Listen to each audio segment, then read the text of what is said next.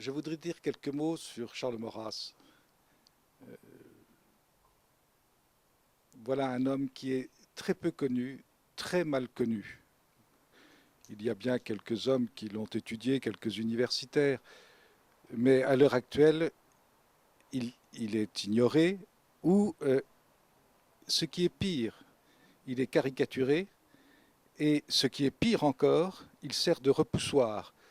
C'est-à-dire que les hommes politiques ou les universitaires ou les gens qui ont une certaine influence et qui ont des traditions, parce que tous ces gens-là ont quand même des traditions, ils savent très bien qu'il y a eu un personnage dans l'histoire du XXe siècle français qui s'appelait Charles Maurras. Et ils savent, et très généralement des membres de leur famille ont été eux-mêmes sous l'influence de la pensée de Maurras. Et ils savent très bien que s'ils veulent sauver leur système, il faut absolument qu'ils exècrent Maurras. Et donc, quand une question fondamentale française surgit et qu'un homme politique ou une personnalité intervient et tente d'aller dans un sens réaliste et dans un sens français pour résoudre ce problème, aussitôt, on peut être sûr qu'il y a un article dans Le Monde, dans l'Express, dans le Nouvel Observateur, un article qui dénonce le maurassisme renaissant. Il n'y a jamais eu de maurassisme. Maurras exécrait ce mot. C'est dire quand même qu'il est là dans l'imaginaire français, mais comme un fantasme. Or, Maurras, c'est tout à fait autre chose.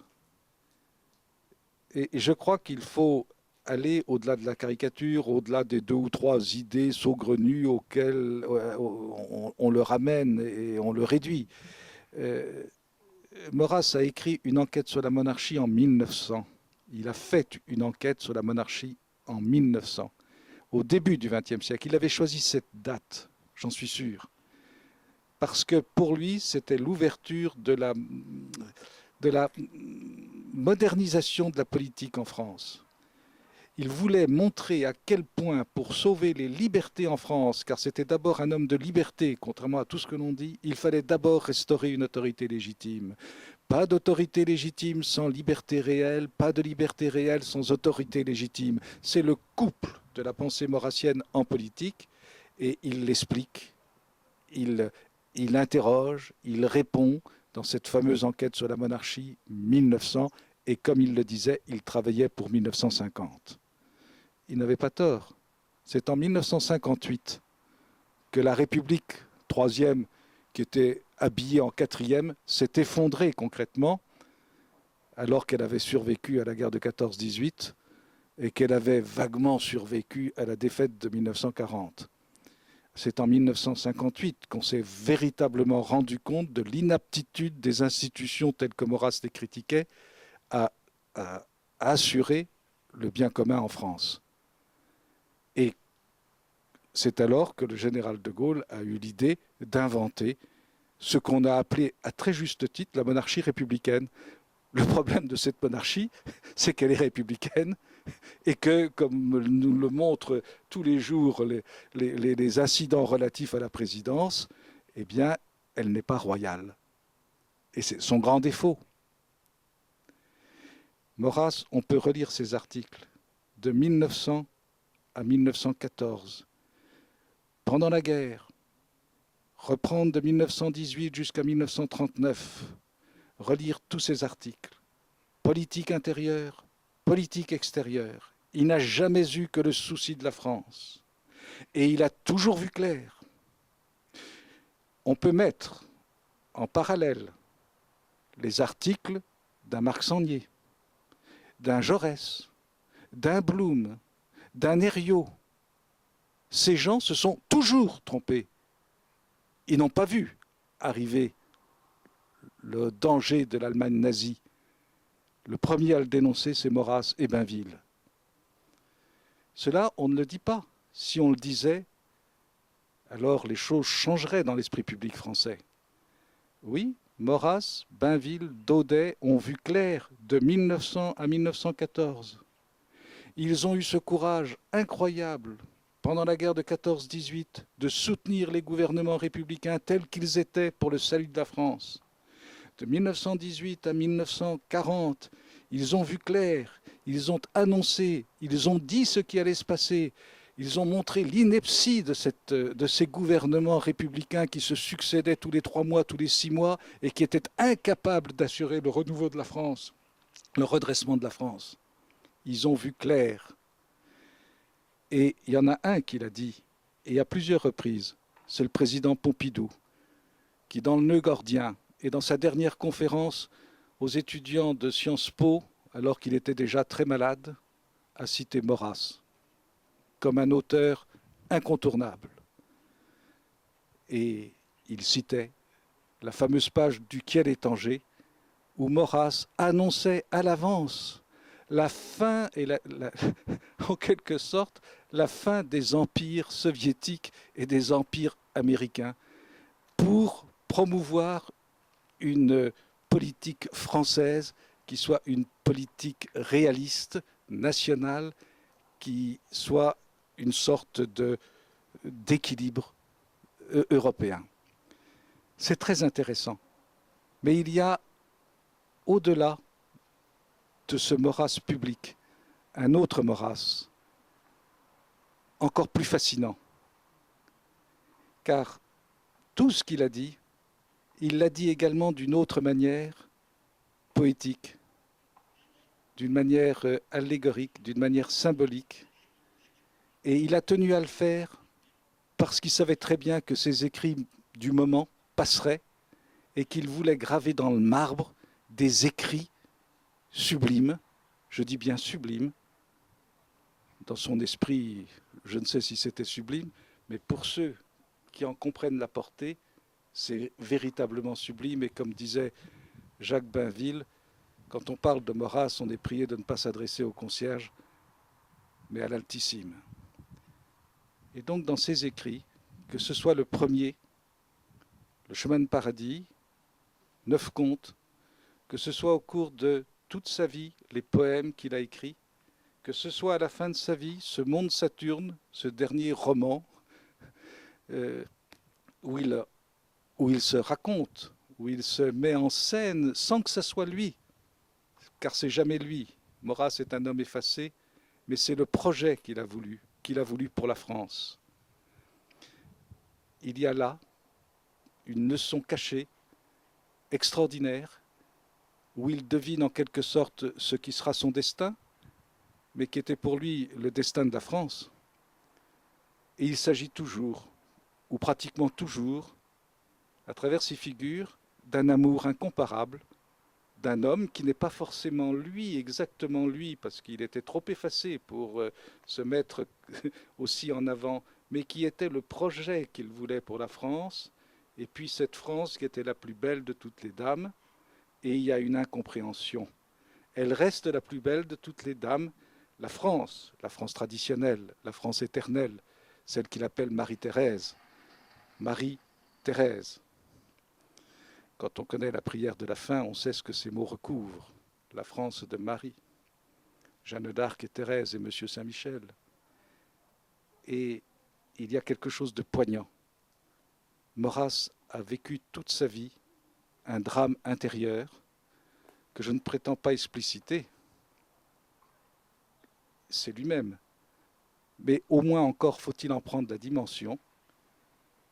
Et ça me ferait plaisir un jour de pouvoir enfin réaliser ce dont je rêve, je parle personnellement, c'est de refaire les conférences que j'ai pu donner sur le chemin de paradis, sur les poésies de Maurras, ou en tout cas d'en faire même un livre. Mais le moment n'est pas encore venu, semble-t-il. Bon, alors Hilaire, tu viens de nous parler de Maurras. Alors, nous sommes un certain nombre à attendre avec impatience ce dont tu nous parles, que tu nous as promis, justement. Tu viens d'évoquer les 9 contes. Alors, quelle forme cela va-t-il prendre dans ton esprit? Et bon, on sait bien qu'il te faut un peu de temps, mais des formations professionnelles. Je suis professeur moi-même, donc j'aime bien quand je règle mes leçons aux élèves. Tu vas nous faire, par exemple, combien d'interventions? Tu comptes parler de combien de poèmes et desquels? Y en a-t-il particulièrement intéressant? Comptes-tu parler des 9 contes du chemin de paradis? Est-ce que tu peux pour nous permettre d'attendre un petit peu, nous donner quelques renseignements précis là-dessus? Très volontiers, François. Très volontiers. Alors, d'abord, tu sais qu'en 1994-1995, j'ai donné deux séries de conférences En effet. à Paris, au musée social, qui ont été enregistrées, mais il n'y a pratiquement plus de cassettes. Voilà, on n'a pas pu Sur les entendre. Voilà. j'ai donné un commentaire littéral des 9 contes du chemin de paradis, et un commentaire également littéral d'une grande partie des poésies de Maurras, et ainsi que du dernier conte moral et policier Du du monde monde Saturne. Saturne. Voilà. Alors, je pense que ce qu'il faudrait que je fasse demain, ce serait demain, c'est-à-dire dans les mois qui viennent, dans les années qui viennent, ce serait d'abord, dans un premier temps, de refaire ces conférences de façon à ce qu'elles soient numérisées, qu'elles soient mises non plus sur cassette, mais sur des supports qui durent, et, voilà, et que l'on puisse utiliser avec les moyens extrêmement modernes qui me permettrait d'abord de garantir, j'allais dire, une sorte de droit d'auteur. C'est pas que j'y tienne du tout, chacun le sait, Non, non, mais c'est important mais aussi. c'est important parce qu'il ne faudrait pas que cette nouvelle interprétation soit mal comprise et qu'on me fasse dire des choses que je n'ai pas dites. Bon, c'est très important, car il y a là une recherche que j'ai faite et qui me paraît aboutir à poser une question, non pas, qui n'est pas une réponse. Hein, je ne prétends pas répondre en disant ce qu'est le mystère de Maurras, mais au contraire de l'approfondir. Et, Maurras est un personnage mystérieux, et vouloir le réduire comme on le réduit, bon, de façon grotesque à l'heure actuelle, quand on en parle dans les universités, c'est intolérable, c'est inadmissible quand on sait, ne serait-ce que du point de vue de la langue française, ce que représente l'incomparable prose de Maurras, sans parler de sa poésie. Mais voilà, mon idée, ce serait, dans un premier temps, de refaire ces conférences, et pourquoi pas, l'une après l'autre, de me donner comme ça, par exemple, les 9 contes du chemin de paradis, de nouveau 9 conférences, sous une forme un peu plus réduite, car j'avais cru nécessaire de prouver absolument chaque ligne de ces contes, ce qui faisait quelque chose d'assez lourd, d'un commentaire assez lourd, d'en faire un commentaire plus bref, qui soit immédiatement accessible, qui soit plus libre, et peut-être rectifier quelques interprétations que j'avais faites et sur lesquelles intérieurement je suis revenu. Voilà. Mais donc ça, ce serait une première étape. Et ensuite, une publication. Parce que c'est fait pour une publication. Il va falloir un jour que l'on redécouvre la véritable pensée de Maurras. Et je pense qu'il y aura bien des surprises. Et en particulier du côté des clercs, puisque les clercs se sont intéressés à Maurras, soit pour prendre son parti, soit, hélas, pour ce qui est des autorités pendant un certain temps, pour le condamner. Et on s'apercevra alors que Maurras avait presque anticipé cette condamnation et qu'il avait posé son problème politique précisément pour anticiper sur cette condamnation. La, pour dire en 2 mots, mais je laisse ça encore en suspens, la raison pour laquelle Maurras s'est engagé en politique, comme il disait, comme on entre en religion, c'est parce que précisément à partir de 1892, euh, les autorités ecclésiastiques engageaient les catholiques à rentrer dans la République. Alors on dit, mais à l'époque il n'était pas royaliste, mais peu importe, il avait réfléchi sur le sujet. Et un certain nombre de contes du chemin de paradis sont relatifs directement à cette affaire du ralliement à la République. Je pense à la consolation de Trophime, qui essaye qui est un évêque qui vient de la part de Rome et qui essaye de ramener à la doctrine nouvelle la vieille courtisane Myrto qui règne en Arles. Et la courtisane Myrto qui règne en Arles, ce n'est rien d'autre qu'une figure de ce qu'est la République française. Et on prétend, par le souffle religieux, par l'animation spirituelle, donner un souffle à la démocratie. Et voilà. Et Maurras anticipe sur cette erreur et sur les erreurs doctrinales qui sortiront de cette erreur fondamentale, de ce choix politique. Alors c'est extrêmement instructif car il va vraiment à fond.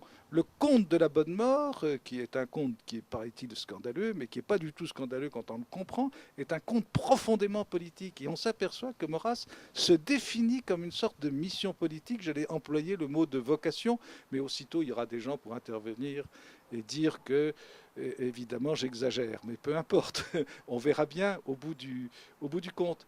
Mais c'est très intéressant. Donc il faudrait faire un écrit et montrer ce qu'il y a eu d'étrange, de mystérieux, cette personnalité de Maurras, qui ensuite, au cours de toute sa vie politique, a cru bon de mettre dans des poèmes ce qu'étaient ses véritables préoccupations.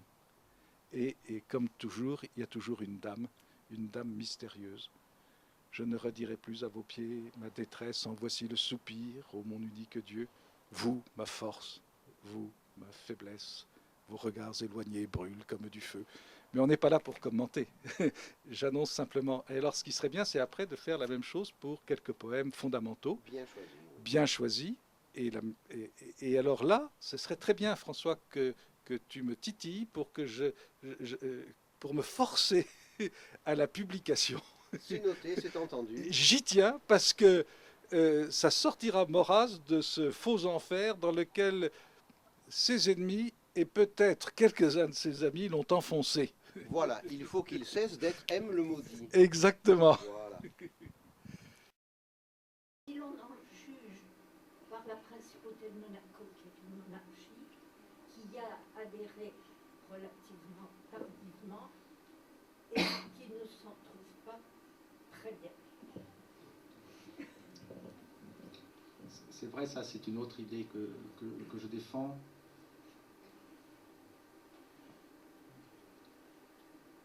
En fait, 20 ans après la chute du mur et la chute du communisme, on n'a toujours pas tiré les leçons de l'histoire.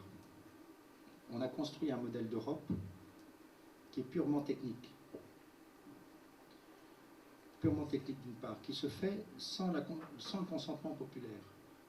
Et quand il le donne, qui dit que ça ne lui convient pas, soit on passe à autre chose, soit on le fait revoter jusqu'à ce qu'il dise oui. Alors, je ne sais pas